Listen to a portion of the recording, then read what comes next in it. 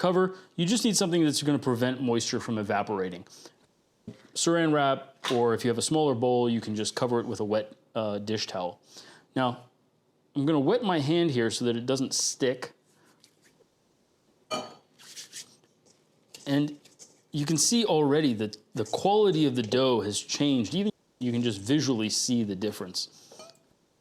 I'm going to keep wetting my hands so that I can work with this dough without it sticking. And so here we can start kneading the dough. Why do we knead dough? Kneading dough, all the different forms of kneading, and you'll see everything. You see slap and fold, and you'll see lamination, which we'll do next. At the end of the day, what you're doing is you're taking a sheet of gluten and you're stretching it. You're taking a sheet of gluten and you're stretching it one way or another. Kneading, when you push, you're actually stretching the backside of the dough. You'll fold over, and as you push, that backside gets stretched. And so every time you roll over and push, you're just stretching that sheet of gluten. You can already tell just by looking at it that the character of this dough has changed completely compared to where it was when we left it 15 minutes ago. It's become much smoother. It's become much easier to work with. You can see the change visually. And of course, it feels completely different. Now, we'll do a round of what is called lamination, where you basically spread the dough out over an area. So you literally just pushing the dough out. And what I want to call your attention to is this contraction. As you push out, it squeezes back. That is the elastic aspect of gluten. It's bouncing back. Elasticity is that tendency to bounce back, and extensibility is the stretchiness. Now, if I stretch this, it tears. And that's a sign that the dough is not really completely developed. Fully developed gluten, which we'll see, can be stretched all the way to the point where you can literally see light coming through the dough from the other end. You can stretch it into a very, very thin sheet without it tearing. And that's the extensibility of fully developed gluten. And basically, all you're doing here is stretching it and folding it. There are a bunch of different techniques for this. So the traditional one is slap and fold, where you slap it, you get it to stick, it's not sticking, but you get it to stick on the table, and then you stretch it and fold it over. Lamination is what I was doing before, and this is just basically a simple kneading. You fold it, you knead it, you fold it, you knead it, and each time you do it, you stretch it a little bit more. Now, the other thing that I'm doing is little by little, as I wet my hands and I wet the dough, I am working this moisture into this dough. There's not much left, but what there is slowly being worked into the dough. And I can do that even by squeezing. This is a more traditional bassinnage technique, where you just squeeze the water into the dough, or just by laminating it together. Gradually, that will be added in.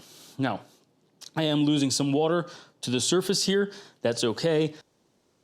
I'll end up adding that back after the fact.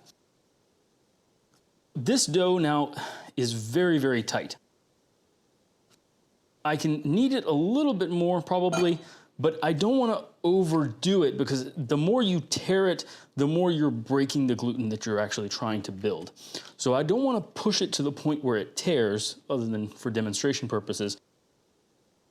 I actually want to work it out gradually so that the gluten gets a chance to stretch, it pops back, it stretches, it pops back. And that process allows the gluten to extend and gradually absorb more and more water. A little bit like massage, just the technique of rubbing the dough out.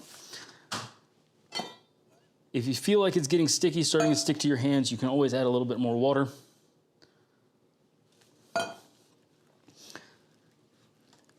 And I can even tell, actually, it's actually absorbing this water relatively quickly. You see I'm adding rather frequently here. That's just because it's being actively taken up by the dough. The dough will start to soften and it'll start to relax out. Actually, you can even see that now. Already the dough is starting to relax a little bit. And so you can stretch it even against that. There's that stick I was talking about sticking to the table. You can fold it over. There, that's a slap and fold. That's a more traditional kind of sourdough technique. Not my favorite.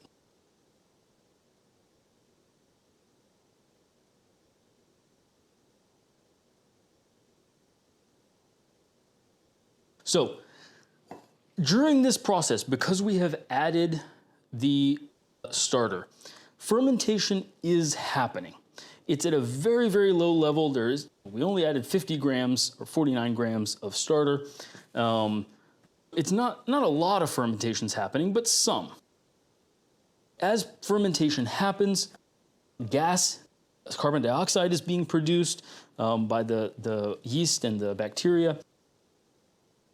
And that carbon dioxide is forming tiny little bubbles. Now, in this whole process, I am squishing all of those bubbles out. So I'm definitely undoing any of the rising action that's supposed to be happening. The reason I'm doing that is to strengthen the gluten. As the gluten is strengthened, it's going to be able to hold more and more gas. And that kind of gets into, maybe not philosophical, but scientific or reflective ideas about what bread really is. What is bread? Bread is a foam, actually. It's a matrix of interconnected air sacs. The skin of those air sacs is made of gluten, which is a protein. It's a polymeric protein. And that skin holds air to the degree that it is capable of without bursting. And that's the delicate balancing act of any bread, is that the dough has to be stretchy enough to allow air to inflate it and not tear, and also strong enough to withstand the pressure of that air.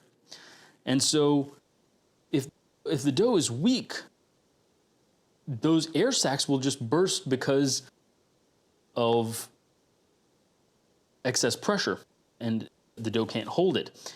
If, on the other hand, the dough is too strong, and it is too, or not strong, but it's too stiff, it will also collapse because the air sacs will not be able to inflate it without tearing it.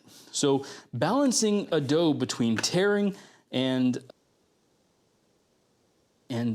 excessive weakness is the delicate art of making bread. As you can see, we brought that together. We have a little bit of water left to work with for the next round. I'm going to put this aside and we're going to come back. We'll do another round of lamination here in 15 minutes.